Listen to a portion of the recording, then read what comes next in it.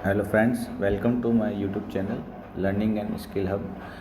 तो अपन ने लास्ट वीडियो में बात कर रहे थे कि स्टॉक्स क्या होते हैं, क्या कौन उनके इन्वेस्टर्स क्या कौन होते हैं, कितने टाइप के इन्वेस्टर्स होते हैं।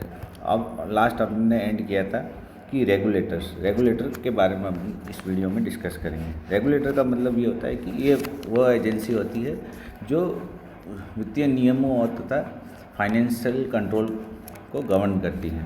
इसका सिंपल सा मतलब होता है कि जैसे आपका स्टॉक मार्केट में कंपनीज अपने शेयर्स आईपीओ के थ्रू लाती है तथा उसके लेन देन में वित्तीय ट्रांजेक्शन्स रहते हैं। तो उन फाइनेंशियल ट्रांजेक्शन को कंट्रोल करना तथा उनकी सारी गाइडलाइंस, ऑडिटिंग सबको कंट्रोल करने के लिए रेगुलेटर्स की आवश्यकता होती है। तो हमारे शेयर बाज़ार में रेगुलेटर कौन है? तो वो है सेबी। सेबी का मतलब है security and exchange control board, exchange board of India.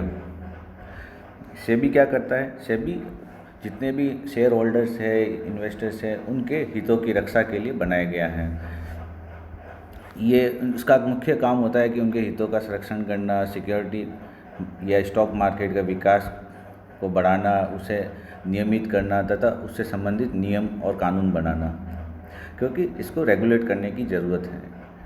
तो सेबी का क्या काम है, आइए हम डिस्कस करते हैं। पहला, सेबी दोनों स्टॉक एक्सचेंज बीएसई और एनएसई को इंश्योर करती है कि वो अपना काम लीगली तरीके से, सही तरीके से करें। सेकंड, स्टॉक ब्रोकर्स और सब ब्रोकर्स के सारे ट्रांजैक्शन को कंट्रोल करने का काम करती है कि वो भी लीगल, जितने भी ट्रांजैक्शन हो रहे हैं सब लीगल मैनर में हों। तीसरा, उसका काम होता है कि कोई भी एंटिटी जो शेयर मार्केट में काम कर रही हो, चाहे ब्रोकर हो, सब ब्रोकर हो, फाइनेंशियल इंस्टीट्यूशंस हो, कंपनीज हो, कोई भी गलत काम नहीं करे, जैसे हर्षद मेहता केस में हुआ। चौथा ये है कि कोई भी कंपनी अपना शेयर मार्केट का यूज़ केवल अपने फ़ायदे के लिए ना करें, जैसा कि एग्जांपल सत्यम कंप्यूटर्स ने किया था, जिसका चेयरमैन थे बी रामालिंगम राजू, जिन्होंने कंपनी के प्रॉफिट फिगर्स को मैनिपुलेट करके कंपनी के शेयर्स को एबनॉर्मल तरीके से बढ़ाया था। पांचवा, रिटेल इन्वेस्टर्स के हितों की रक्षा हो ताकि उनको प्रोटेक्शन मिले, उनका पैसा ना डूबे।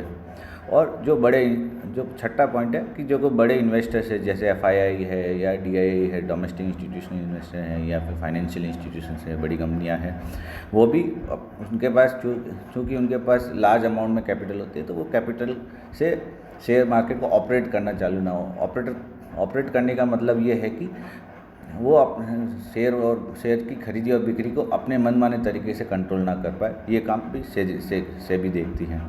सातवां पॉइंट है कि पूरे शेयर मार्केट का आगे विकास होता रहे, मतलब कि नई कंपनियां लिस्टेड होती रहे और लीगल और सही तरीके से चलता रहे, ताकि शेयर होल्डर्स का पैसा सेफ और सुरक्षित रहे।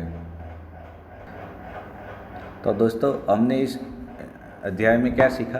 तो इसके अपन ने 6 की बुलेट पॉइंट्स हैं। पहला, हमने ये सीखा कि अगर हमको शेयर खरीदना या बेचना है तो हमें स्टॉक मार्केट के थ्रू ही खरीद सकते हैं और उसके लिए डीमेट अकाउंट की ज़रूरत है।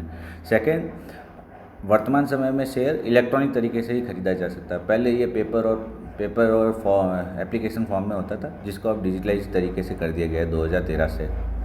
और इसके लिए आपको किसी स्टॉक ब्रोकर के थ्रू अपना अकाउंट बनाना पड़ेगा। स्टॉक ब्रोकर कौन होते हैं कि जैसे जेरोदा है या काइट है, एंजल वन है, ये सब स्टॉक ब्रोकर होते हैं। ये अपना कुछ पैसा, सिक्योरिटी अमाउंट सेबी में डिपॉजिट करते हैं, उसके बाद उनको स्टॉक ब्रोकर का लाइसेंस मिलता है।